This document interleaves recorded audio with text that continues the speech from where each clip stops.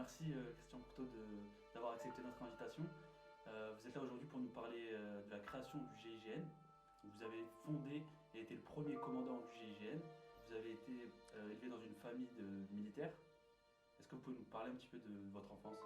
Oui, il y a des choses dans l'enfance dont on ne mesure pas toujours l'importance, et c'est l'exemple. Les gens avec lesquels vous vivez, ceux qui sont à côté de vous, et la manière dont ils impactent votre jeunesse. Et ça se fait en dehors de vous, vous vous en rendez pas compte. À tel point que, bon, moi, mon père était gendarme, mon grand-père était gendarme, et je suis né dans une brigade de gendarmerie à Béziers. Mon père a commandé plusieurs brigades, compagnies, il était officier de gendarmerie, et je le voyais faire, je voyais commander ces hommes, et sans m'en rendre compte, il y avait, je pense, pour moi, le petit garçon que j'étais, une forme d'admiration de voir mon papa admiré par ces hommes, être appelé mon lieutenant, quand il était lieutenant, puis après mon capitaine, mon commandant.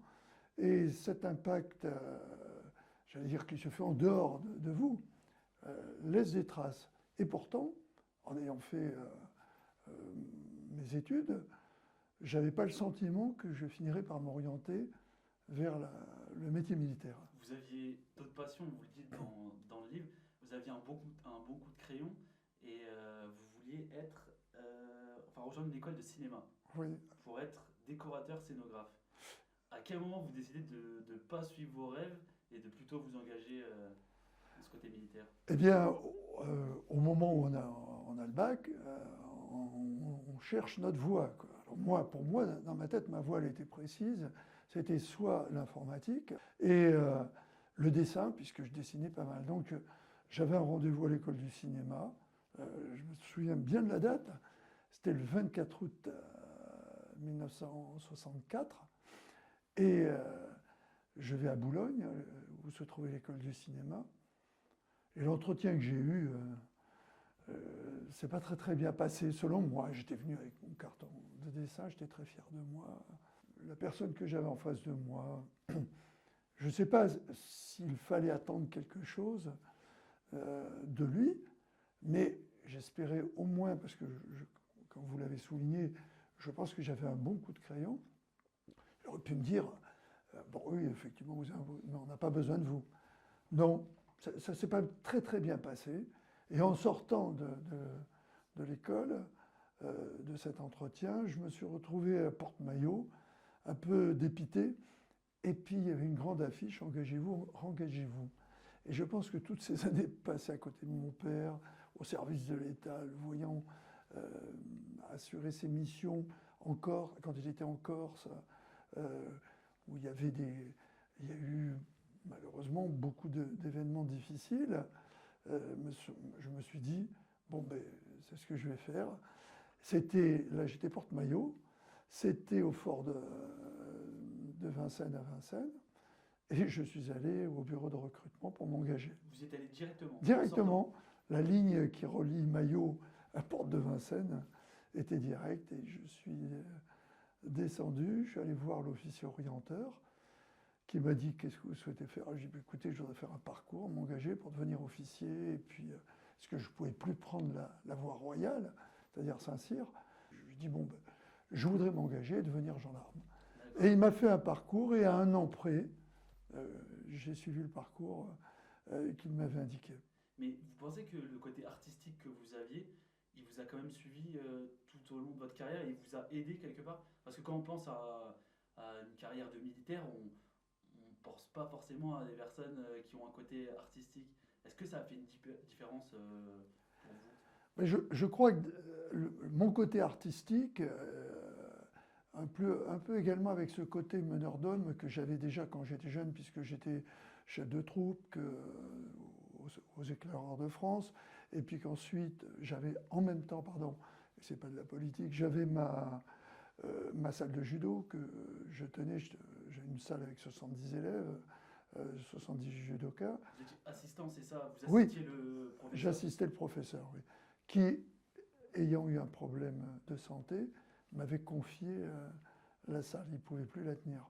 Voilà, donc j'avais naturellement, mes petits copains m'appelaient le chef, quelque chose qui faisait que j'aimais organiser, j'aimais entraîner les gens avec eux.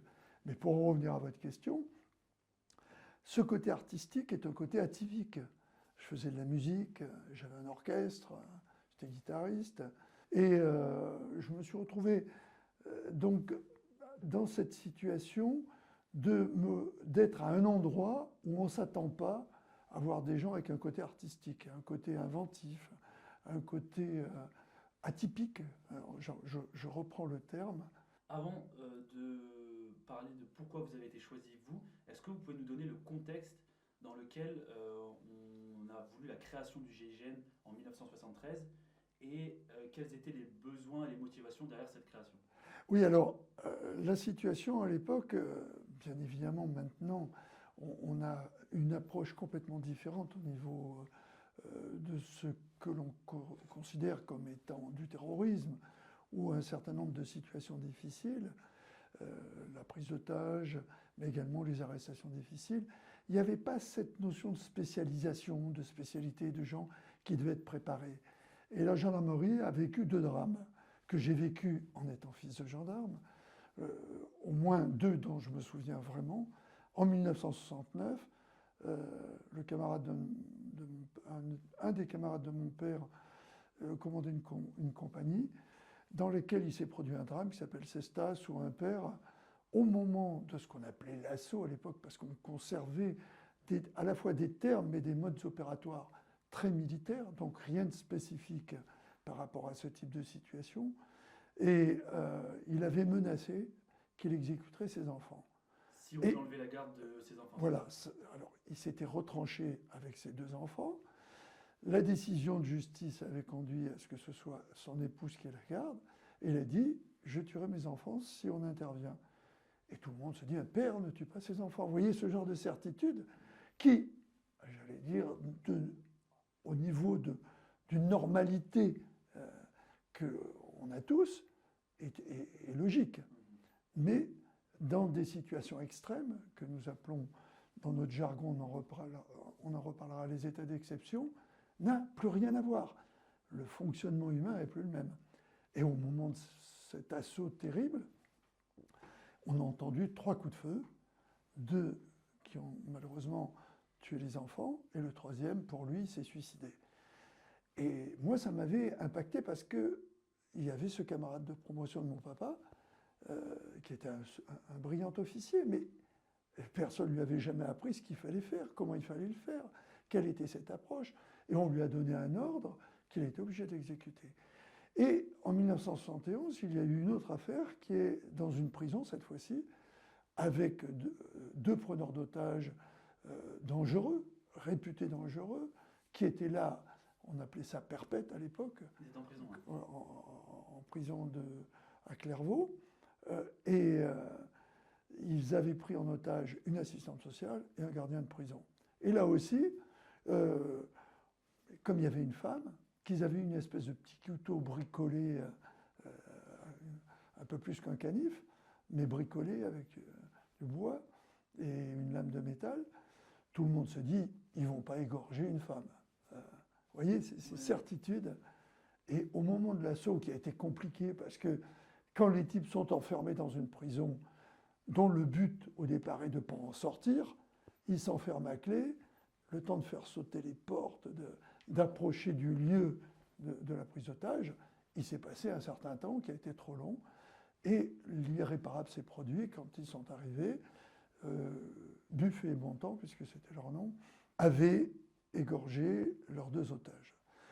Ça a été très compliqué pour définir qui avait fait quoi, mais n'empêche, ils ont été condamnés tous les 2. Malheureusement, il y a eu 2 morts. Et là, on était... l'année suivante, moi j'étais à Melun, à l'école des officiers. Et cette affaire m'avait aussi troublé, parce que, bien évidemment, la presse en avait fait le relais, avait expliqué que le mode opératoire avait conduit à ce résultat terrible.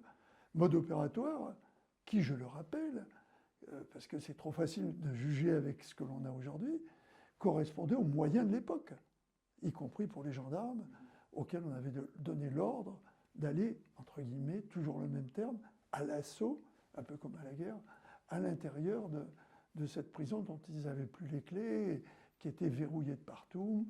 Il fallait manier de l'explosif pour faire sauter les portes. Ils n'avaient pas tellement l'expérience. Et le temps long est allé à l'encontre du résultat que l'on voulait, c'est-à-dire la libération des otages. C'est une approche plus militaire qu'autre chose au final. Mais complètement militaire. On sortait de la Seconde Guerre mondiale. Même 71, c'était pas très loin. Donc on restait avec des schémas de type militaire, propres aux militaires. Et se déroulent au mois de septembre les Jeux Olympiques de Munich. Et là, prise d'otage en plein écran, l'équipe israélienne qui est prise en otage par un commando du FPLP. Vous voyez, l'histoire ne se répète pas, elle bégaye. Et le mode opératoire à cette époque n'avait pas pour but de tuer les otages, mais pour faire ce qu'on appelle en anglais, je n'ai pas vraiment de terme français, un happening pour attirer l'attention sur, et avec les Jeux Olympiques, bien évidemment, vous aviez, même à l'époque, 1,5 milliard de téléspectateurs, c'est beaucoup, et énormément de journalistes qui venaient pour le sport. Manifestement, à ce moment-là, qu'est-ce qui prenait le devant? C'est la prise d'otage à l'intérieur du village olympique. Et attirer l'attention sur un problème dont tout le monde se fichait comme de sa première chemise, le problème palestinien. Le FPLP pensait, puisque beaucoup d'opérations s'étaient passées avant, en 69 ou 70, il y avait à peu près 60 détournements d'avions dans le monde. C'est beaucoup. Hein. Il y a des attentats à Paris aussi. Il y a eu des attentats, il y a eu... Mais leur requête, qu'est-ce qu'ils demandaient à travers cette prise d'otage à Munich? Mais pas grand-chose. Hein. Ils demandaient simplement à ce que l'on s'intéresse au problème palestinien et qu'ils voulaient partir. Donc ils avaient fixé l'attention avec l'intérêt que représente la prise d'otage par rapport aux attentats que vous évoquiez. Un attentat, ça fait boum. Si vous regardez une courbe d'attention, ça monte, ça reste un petit peu en l'air, et puis ça retombe. Et puis après, on passe au suivant. Tandis qu'une prise d'otage, ça monte, la tension, et tant que les otages ne sont pas libérés, il y a un plateau. Et ce plateau, il est intéressant au niveau médiatique, parce que vous fixez l'attention sur un problème que les gens mettent sous le tapis, qui ne les intéresse pas. Mais à ce moment-là, ça les intéresse. Donc c'est une stratégie de communication, c'est de la com, avant l'heure. Hein. Mais ils n'ont pas été les inventeurs de cette com. Les détournements d'avions, c'était de la com. Puis ils se sont rendus compte des limites de l'exercice, avec un renforcement des mesures de contrôle et de sécurité petit à petit, hein, ça s'est fait progressivement dans les aéroports. En fait, ce qu'ils voulaient, c'est qu'après un certain temps, ils voulaient repartir donc, dans un pays d'accueil qui, en l'occurrence, était la Libye. Et ils auraient fait comme ils font toujours, négocier les otages, peut-être contre des prisonniers du FPLP, plus tard. Mais en l'occurrence, les otages n'ont d'intérêt que quand ils sont vivants. Donc ils ne voulaient pas s'en prendre aux otages. Sauf que Mme Golda Meir, qui était la première ministre en Israël à ce moment-là, a exigé des Allemands, qui eux avaient monté tout un scénario pour qu'ils s'en aillent, pour répondre à leurs demandes. Nous avons attiré l'attention, nous avons des otages. La prise d'otages, comme toujours, avait dérapé un peu. Il y avait déjà eu un mort, un sportif de l'équipe israélienne qui avait été tué à travers quelques échanges de coups de feu. Mais il en restait encore une douzaine, il me semble. Et ils étaient 8 preneurs d'otages, les Palestiniens. Et Mme Golda Meir a exigé du gouvernement allemand d'intervenir. Il ne faut pas qu'il redécolle. Sauf que les Allemands, à cette époque, comme tout le monde, c'est pour ça que j'ai évoqué à travers votre question, Cestas, c'est pas du terrorisme, mais c'est la même chose, c'est le même type de situation. Cestas, Clairvaux, n'avaient pas les moyens de monter une opération. Ils ont monté une opération un peu n'importe comment, et moi, jeune officier intéressé par ça, j'ai assisté en direct à ce drame qui a duré depuis le début de la prise d'otage jusqu'à, malheureusement, à ce qu'on appelait encore l'assaut, à un désastre annoncé, puisque monter une opération comme celle-là, avec 8 preneurs d'otages, avec des gens qui n'étaient pas prêts, ne pouvait conduire qu'à un désastre. Premier désastre, les gens qui étaient chargés de faire une partie de l'opération à l'intérieur de l'avion qui avait été accordé aux preneurs d'otages en leur disant « vous aurez un avion, vous pourrez partir ». Ils étaient arrivés en hélicoptère. Il y avait un comité d'accueil avec 5 tireurs, 10 d'élite, mais qui n'étaient pas des tireurs d'élite parce qu'on avait demandé juste à des gens. Tireurs du coin, c'est ça? Les tireurs du coin, oui, moi je tire à la chasse et tout. Donc on avait choisi 5 gars qui étaient soit dans des clubs de tir, soit qui faisaient de la chasse, 5 policiers. On leur avait donné une arme, soi-disant précise, qui ne l'était pas, sans système pour répartir le tir. Ce qui est important quand vous avez 8 preneurs d'otages. Et avec un détail qui compte, c'est que le chef du commando portait un chapeau, personne ne le leur avait dit. Donc un problème de communication entre le village olympique, d'où les hélicoptères décollaient pour rejoindre l'aéroport, et aller dans ce qui avait été accepté dans la négociation, dans cet avion qu'ils devaient utiliser les preneurs d'otages avec leurs otages pour quitter l'Allemagne et aller en Libye. Sauf que dans l'avion, il y avait une équipe qui s'est mise à faire un powo en disant « Ouh là là, mais ça va être dangereux », alors qu'ils étaient habillés en pilote, qu'on leur avait donné des uniformes, qui devaient jouer l'équipage. Ils sont partis.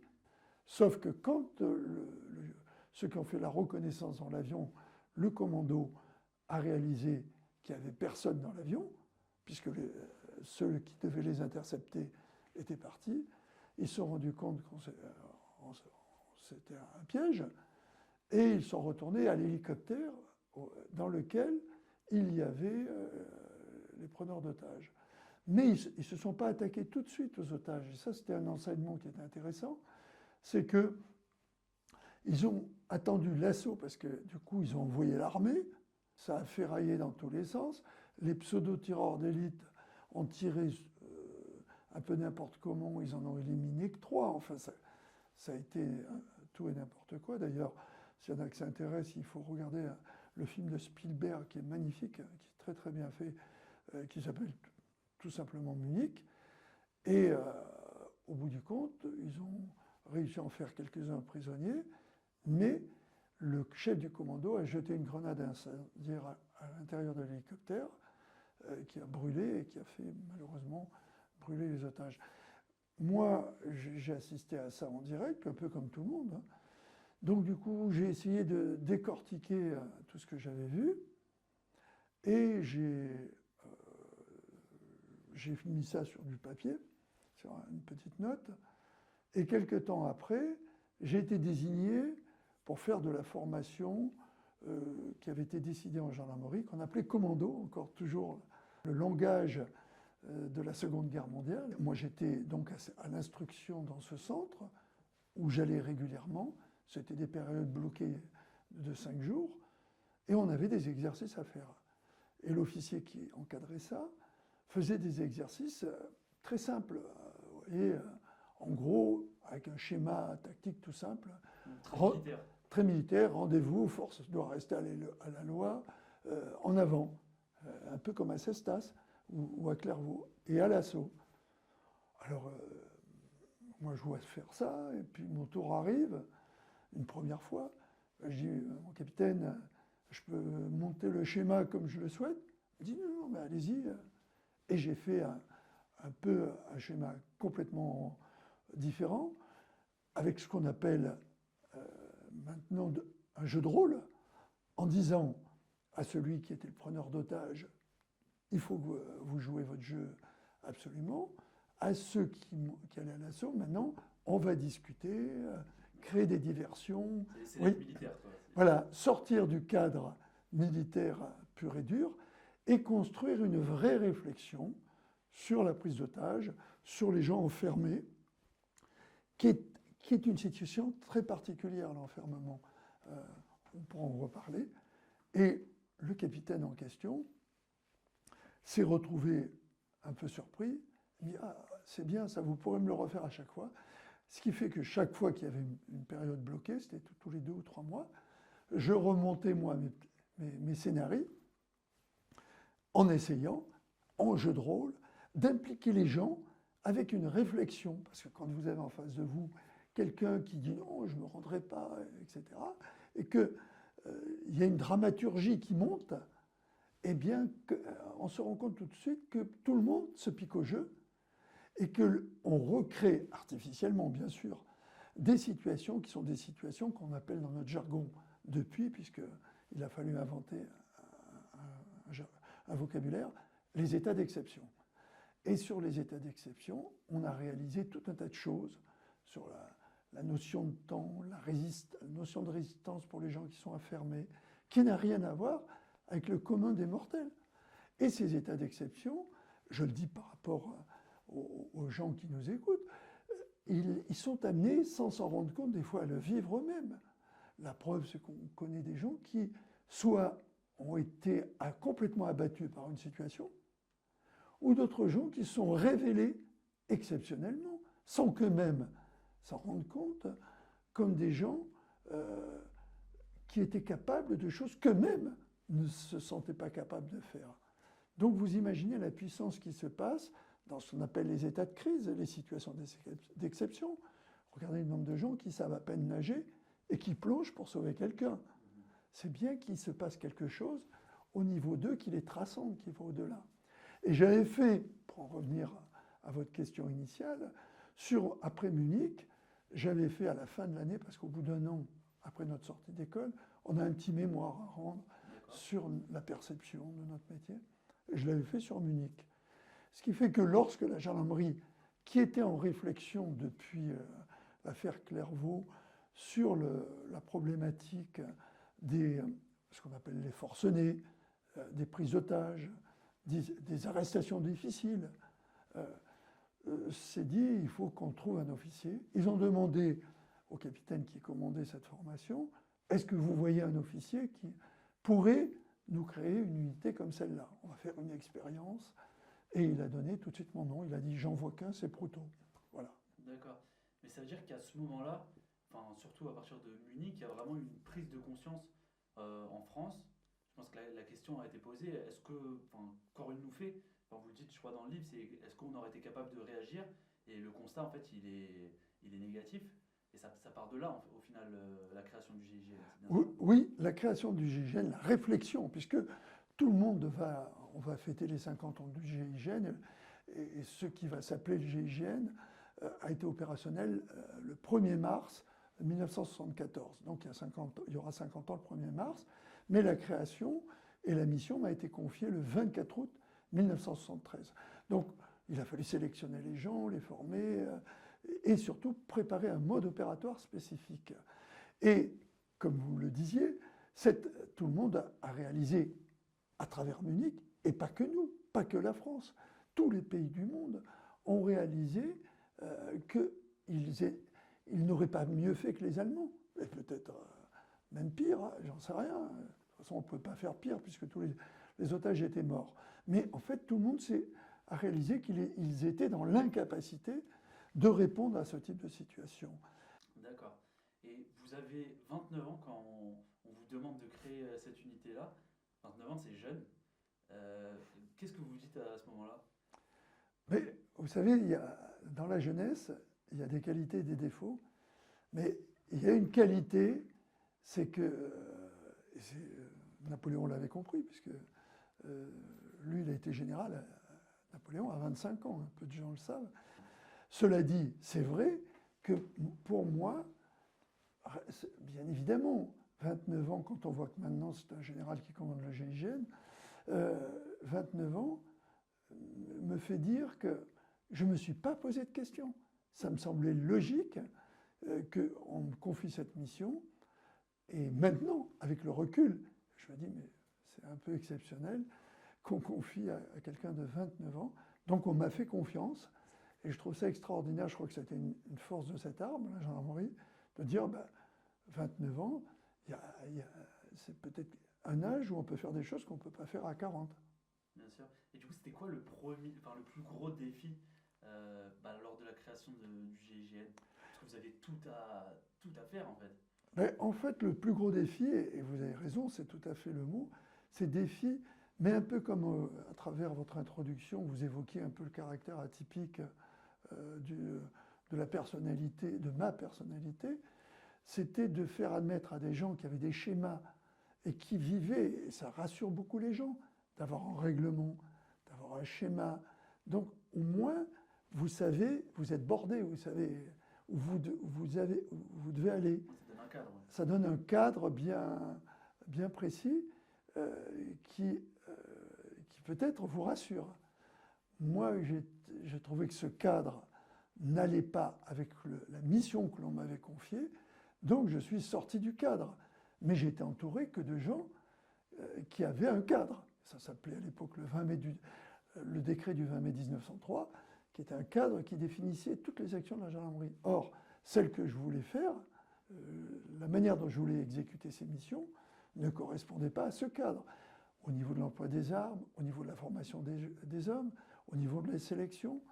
Et le premier qui a perturbé, j'ai dit, il faut faire appel qu'aux volontaires, avec le souvenir de ceux qui étaient dans la cabine de l'avion à Munich et qui tout d'un coup disent ah non, je ne veux pas être là. Alors que si ils n'avaient pas été désignés, mais on avait demandé des volontaires, peut-être qu'ils seraient restés, j'en sais rien. Ils auraient peut-être mesuré de la même manière leur incapacité à accomplir la mission qu'on leur avait demandée, mais ayant été volontaires, ça aurait peut-être été différent.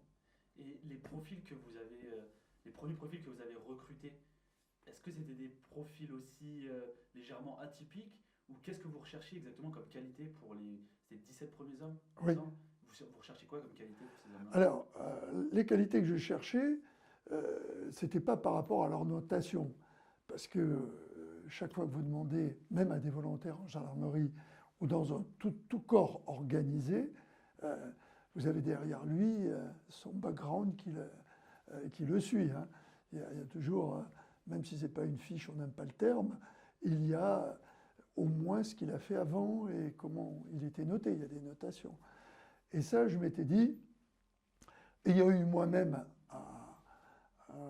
pas à souffrir, mais à vivre le fait que n'étant pas dans le moule, l'approche qu'on avait de moi n'était pas forcément, selon moi, objective et ne correspondait pas à ce que je pensais être mes possibilités, je ne voulais pas m'attacher à ça. Donc j'ai mis de côté les carnets de notation, ils étaient une soixantaine au départ, et il en est resté 17.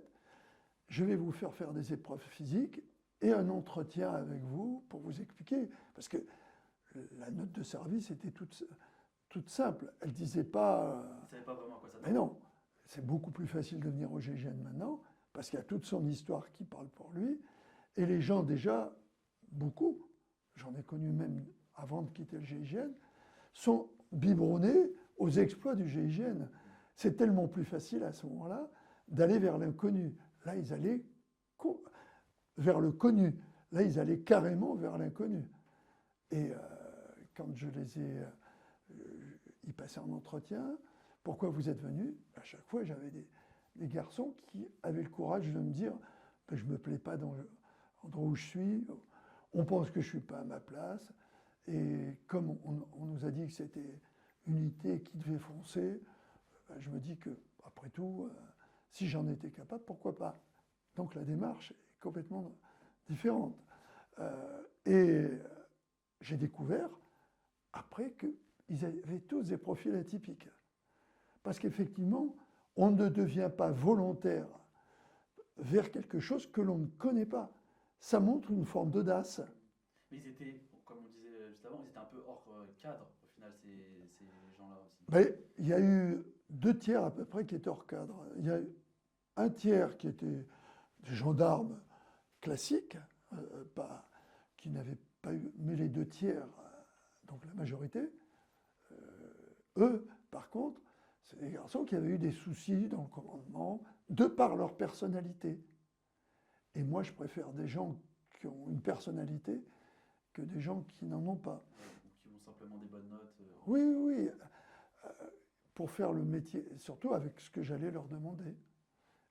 Et quand, surtout que lorsque je les ai reçus, je leur ai dit ce que j'attendais d'eux et surtout ce que je ne voulais pas. Et je leur ai dit à ce moment-là, vous n'êtes pas ici simplement parce que vous allez avoir des possibilités, mais je veux que la mission qui va vous être confiée, vous ayez le sentiment que c'est quelque chose qui est exceptionnel. Parce que à un moment, devoir utiliser une arme, c'est un pouvoir terrible. Et j'ai rajouté, si vous n'êtes pas d'accord, il est encore temps de dire non. Et ils sont tous restés. Voilà. Au niveau des premiers tests de sélection, au niveau physique, parce qu'on connaît maintenant, on a toute cette image-là des tests de sélection qui sont super durs. Est-ce qu'à l'époque c'était aussi dur? Et comment vous avez fait pour choisir, on va faire de la natation, on va faire un parcours du combattant? Comment vous avez déterminé Alors, je l'ai fait, là je dois dire, à travers des critères qui existaient déjà.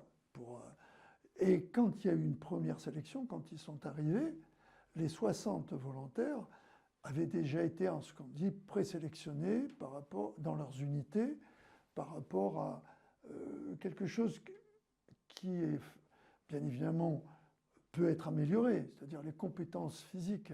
Mais j'avais besoin de gens, il ne fallait pas que je perde trop de temps sur leurs compétences physiques.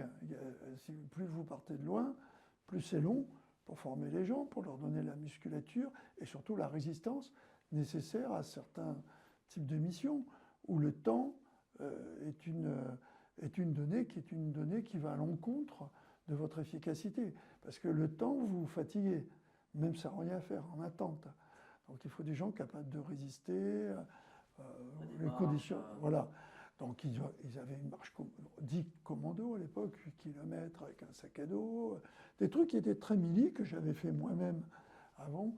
Un parcours du combattant, pourquoi? Parce qu'il y a des obstacles sur le parcours du combattant, de l'escalade, passer sur une poutre d'équilibre, parce que, comme je savais que des interventions pourraient avoir lieu dans des milieux aériens, si vous avez quelqu'un qui tout d'un coup a quelque chose contre lequel vous ne pouvez pas lutter, qui est le vertige, et il faut...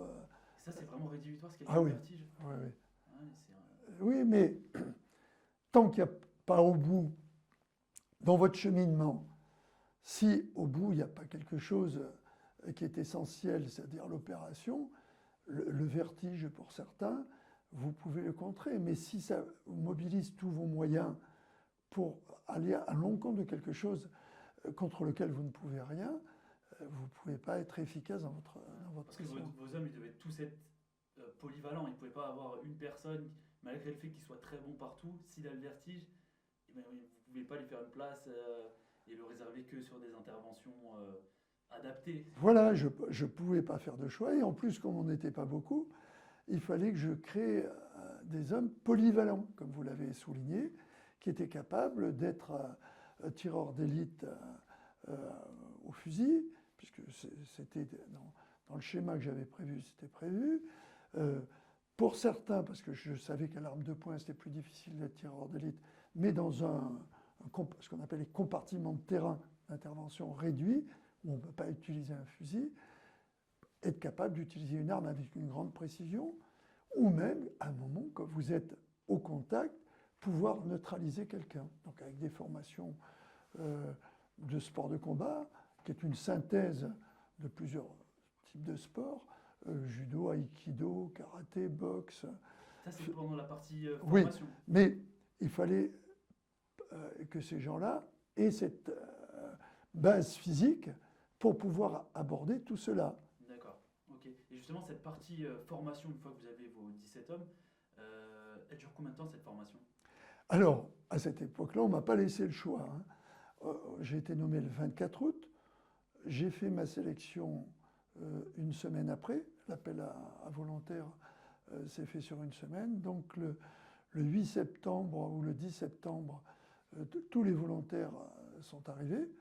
Le temps que la circulaire passe en gendarmerie, ils avaient une date limite pour répondre. Et à partir du moment où ils ont été sélectionnés, le temps de faire ce qu'on appelle les mutations, parce que les gens, vous les prenez un peu partout, faut les... Derrière, il y a des familles, hein, la plupart étaient mariés, il faut les faire venir, donc les mutations. Ils ont commencé la mission le 3 novembre. Et on m'avait donné comme deadline pour être opérationnel, étant entendu que je savais que c'était trop court, mais il fallait accepter, je n'allais pas commencer à dire mais non, ça ne va pas être assez long, le 1er mars de 74. Donc là, on est le 3 novembre 73, et le 1er mars 74, il devait être opérationnel. D'accord. Et donc, une fois qu'ils sont sélectionnés, c'est vraiment un entraînement de tous les instants. Enfin, ils dédient leur vie au GIGN quelque part. Et moi, il y a quelque chose qui m'a un peu marqué. Dans le livre, vous parlez du gendarme Zenazni qui a travaillé avec vous et qui, un jour, demande à partir en vacances. Donc, ça lui a été accepté. Donc, il a pu partir en vacances. Mais par contre, en contrepartie, il devait continuer de s'entraîner. Ce qu'il a fait, et il est revenu au GIGN. Et il n'a jamais réussi à rattraper le retard, et du coup, il a dû quitter le GIGN. Absolument. Zenazni a eu ça. Il avait la possibilité d'avoir des vacances qu'il regroupait, parce qu'il devait aller loin. Donc, c'est un truc spécial au niveau des armées de la gendarmerie, mais ce qui fait qu'il partait longtemps. Donc, il est parti pendant cette formation. Il devait rattraper la formation et il s'est rendu compte qu'il ne pourrait pas. Donc il a dit mon lieutenant, je ne peux pas. C'est pas moi c'est lui qui a mesuré le fossé qui s'était creusé entre le moment où il avait fait les tests, le moment où il était parti en vacances, où à mon avis il n'a pas continué à s'entraîner, et il a profité de ses vacances. Et du coup, quand il est revenu, il n'était plus à la hauteur. Et il a eu la lucidité de dire non, je ne peux plus suivre. Ouais, c'est dire à quel point l'exigence est importante. Et aussi à quel point le groupe a évolué avec le temps pour vous. En peu de temps, en fait. En très peu de temps. Ouais. Et du coup, vous étiez le genre de commandant qui fonctionnait beaucoup à l'exemple. Vous étiez toujours le premier à réaliser les différents entraînements et démonstrations. C'est quoi un bon leader pour vous? Un bon leader, on a des adages j'aime bien, autant je me méfie du côté qu'on appelle carré des armées, qui est indispensable par rapport aux effectifs qui sont importants et tout, mais je crois à l'exemplarité. Et moi, on se souvient toujours d'un patron, d'un professeur qui vous a marqué, et quand les gens vous marquent, c'est ou en bien ou en mal, c'est-à-dire j'ai pas envie de lui ressembler, ou ah là là, j'ai envie de lui ressembler. Et je crois aux vertus de l'exemple. Et j'ai eu un officier qui a énormément compté dans ma formation de sous-officier, pas à Saint-Cyr, Côte-Quinan, paradoxalement, mais j'étais dans ma préparation de sous-officier pour préparer l'école militaire interarmes, qui était à Saint-Mexan, une école à Saint-Mexan, et notre chef de section était dur, mais juste. Et on avait envie de lui ressembler. Il s'appelle, je rends hommage, Mayols. Il était lieutenant à l'époque. Et on se serait, pardonnez-moi le terme, on serait fait tuer pour lui. Il y avait des épreuves en section, des concours entre sections, donc pour créer cette dynamique dans cette école qui était une superbe école et qui, je le sais, est toujours une très belle école de sous-officiers en France. Et ce concours, on voulait lui faire plaisir. Donc je montais ma section en disant il faut qu'on soit les premiers pour le lieutenant. Et notre section a terminé premier. Mais j'ai mesuré, alors que j'avais le sentiment d'être quelqu'un d'atypique, pour beaucoup de militaires d'ailleurs, qui n'aimait pas être soumis à la contrainte et aux ordres. C'est une image mauvaise que l'on a de moi, parce que je crois à l'autorité et au commandement vertical. Et je suis persuadé qu'une troupe, et c'est un adage de ce que je vous disais tout à l'heure, chez les militaires que j'aime bien, on dit une troupe manœuvre à l'image de son chef. Et je crois à cet adage. Et je crois que dans une entreprise, quand vous avez un beau capitaine d'entreprise, derrière, les gens ont envie de lui faire plaisir. Bien sûr, ils ont leur métier, il y a ce qu'on appelle la conscience professionnelle, il y a des grands mots. Mais à côté de la valorisation qu'apporte le fait qu'un officier ou un chef d'entreprise vient vous dire ah, votre travail c'est bien, j'apprécie ce que vous faites. Cette récompense, ce n'est pas du tout la même chose. Et à l'inverse, pour le chef, c'est une phrase que j'aime beaucoup, je trouve que le chef trouve sa force dans le regard de ses hommes. Mais partout. La manière dont on vous regarde dit beaucoup de choses. Et je crois que c'est donc bien univoque. Il y a, les gens sont tirés par quelqu'un, et ce quelqu'un est porté, vous voyez la nuance, est porté par ces hommes. Et je dis souvent, bon, le jeu est haïssable, comme disait Pascal, mais j'ai jamais eu besoin de me retourner. C'est une pression, vous les sentez derrière vous. Ça vous transcende. Vous devenez peut-être même meilleur. Ça s'appelle l'esprit d'équipe. D'accord, mais c'est quelque chose que vous avez vraiment réussi à mettre en place. Oui. Parce que finalement, au début, vous auriez pu dire bah, je suis le commandant, je ne vais pas être le premier à monter la tour sans harnais, sans rien, ou être le premier sur le front. Mais vous avez vraiment décidé de.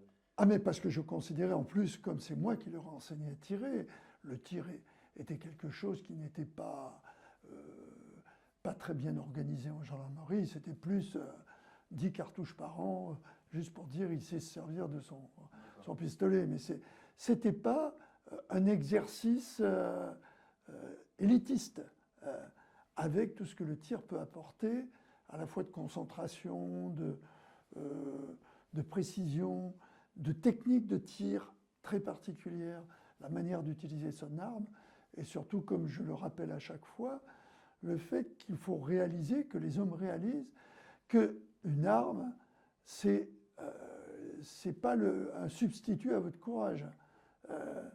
Une arme, c'est un moyen technique pour blesser quelqu'un, voire l'éliminer, parce qu'il représente un danger que l'on ne peut pas contourner, et qui est dangereux pour les otages, pour la mission. Voilà, il y a tout cet aspect. Et donner l'exemple, j'étais déjà un bon tireur, j'ai développé des techniques de tir que je leur ai enseignées.